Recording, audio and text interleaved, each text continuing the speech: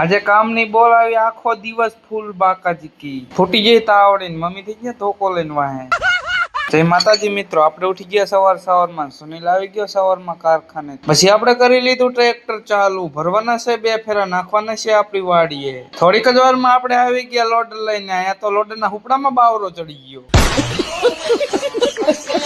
બાવરાને મજા આવતી લાગે, નીચે જ નથી ઉતરતો.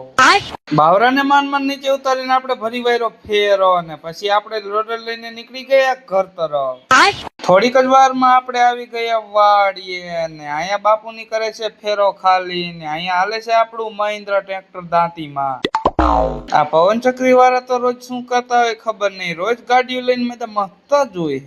હવે ઈ તો ભલે રોજ મસ્તા હોય, આપણે ધંધામાં ધ્યાન દેવું છે, નકર ભૂખ ફીગા થાય છે. પછી આપણે આવી ગયા રચકો વાટવા.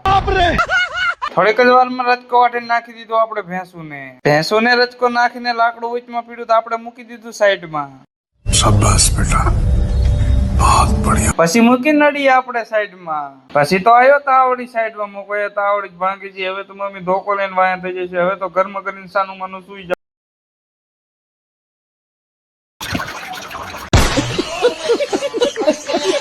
તોય નો હક થયો, સુનિલ ને ઠોકી લીધી એક ઝાપટ.